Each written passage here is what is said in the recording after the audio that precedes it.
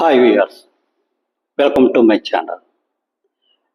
ఈరోజు ఢిల్లీ రాష్ట్ర అసెంబ్లీ ఎన్నికల ఫలితాలు రావడం జరిగింది. ఢిల్లీ రాష్ట్రాన్ని దాదాపు 27 సంవత్సరముల తర్వాత బీజేపీ హస్తగతం చేసుకోవడం జరిగింది. ఇక్కడ మిగతా కారణాలు ఏమున్నా మనం మొట్టమొదటిసారిగా ఈ ఆప్కి దీనివల్ల జరిగిన నష్టం ఏంటి దాని గురించి మనం డిస్కస్ చేసుకుందాం. యాక్చువల్గా ఆప్కి బీజేపీకి మధ్య ఓట్ల శాతం ప్రస్తుతం అందుతున్న వార్తల ప్రకారం కేవలం 2-3% మాత్రమే వాళ్ళిద్దరి మధ్య డిఫరెన్స్ ఉందని అంటున్నారు. ఇదే ఎలక్షన్లో కాంగ్రెస్ గవర్నమెంట్కి దాదాపు 6-7% ఓటింగ్ షేర్ వచ్చిందని చెప్పి అంటున్నారు. అంటే దీన్ని బట్టి అర్థం చేసుకోవాల్సింది ఏమిటంటే కాంగ్రెస్ ప్రభుత్వం, కాంగ్రెస్ క్యాండిడేట్స్ ఒక్క సీటు కూడా సంపాదించలేకపోయారు. కానీ ఆప్కు సంబంధించి చాలా వరకు వాళ్ళని, అంటే కాంగ్రెస్ పార్టీ ఆప్కు సంబంధించి వాటి విజయ అవకాశాలకి భారీ ఎత్తున గండి కొట్టడం జరిగింది. దీన్ని బట్టి ఆప్ అధినేత కేజ్రీవాల్ ఆంధ్రప్రదేశ్ ముఖ్యమంత్రి శ్రీ చంద్రబాబు నాయుడు గారి నుంచి నేర్చుకోవాల్సిన పాఠాలు కొన్ని ఉన్నాయి. అవి ఏంటంటే 2024 ఎన్నికల సమయంలో చంద్రబాబు నాయుడు గారు బీజేపీ జనసేనతో పొత్తు పెట్టుకొని దాదాపు 32 స్థానాల వరకు వారికి కేటాయించడం జరిగింది. ఇంచుమించు 30-32 స్థానాల మధ్యలోనే.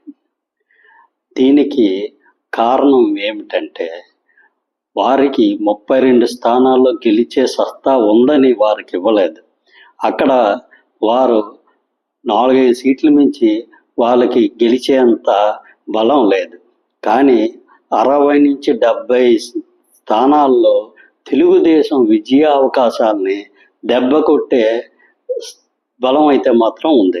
కాబట్టి ఆ రోజు శ్రీ చంద్రబాబు నాయుడు గారు ఆలోచించింది ఏంటంటే వాళ్ళ వల్ల మనకు జరిగిన నష్టం ఎంత, దాని గురించి ఆలోచించారు తప్ప వాళ్ళ బలం ఎంతో దానికి తగ్గట్టు వారికి సీట్లు ఇస్తామని చెప్పి ఆలోచించలే.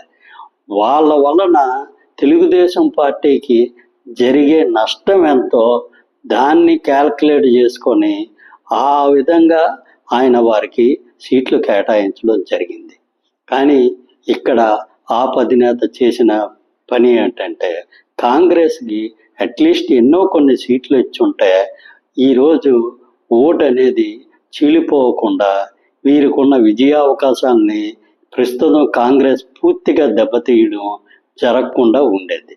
అంటే మనం ఇక్కడ తెలుసుకోవాల్సింది ఏంటంటే ఎప్పుడైనా సరే మనతో పాటు వస్తున్న పార్టీలకి వాళ్ళ బలాన్ని చూసి కాదు, వాళ్ళు మనకు చేసే నష్టాన్ని చూసి వారికి అవసరమైన సీట్లు కేటాయించి లేనిపోని భేషజాలకు పోకుండా వీలైనంత వరకు అందరినీ కలుపుకొని వెళ్తే మంచిది.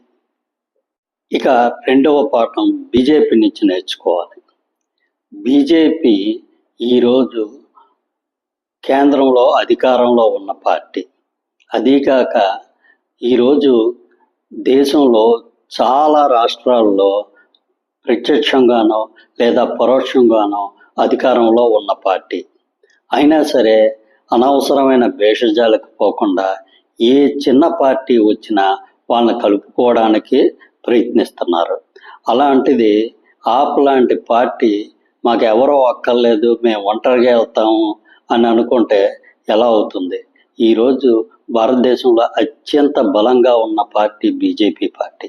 అయినా సరే వాళ్ళు చిన్న చిన్న పార్టీ వీలైనంత వరకు ఎన్ని పార్టీలు వస్తే అన్ని పార్టీలని తమతో కలుపుకొని వెళ్ళడానికే ప్రయత్నిస్తున్నారు.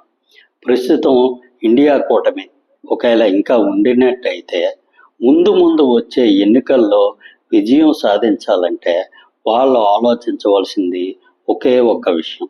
అదేంటంటే బీజేపీని ఓడించడానికి బీజేపీ వ్యతిరేక వర్గాల అందరూ కలిసికట్టుగా బీజేపీని ఎదిరిస్తే తప్ప బీజేపీని ఓడించడం అనేది ముందు ముందు చాలా కష్టతరమైన విషయం.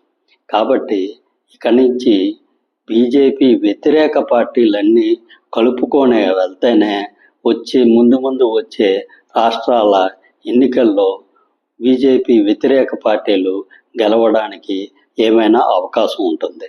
అంతే తప్ప లేనిపోని గోలుకు పోయి అనవసరంగా మొత్తం మళ్ళీ అధికారాన్ని బీజేపీలో పెట్టదాం అనుకుంటే వాళ్ళంతా విడివిడిగా ఒంటరిగా పోటీ చేయవచ్చు. ఈ కంటెంట్ మీకు నచ్చినట్లయితే సబ్స్క్రైబ్ చేసుకోండి. ఈ ఛానల్ని డెవలప్ అవడానికి ఎంతో కొంత సహాయం చేయండి. Thank you.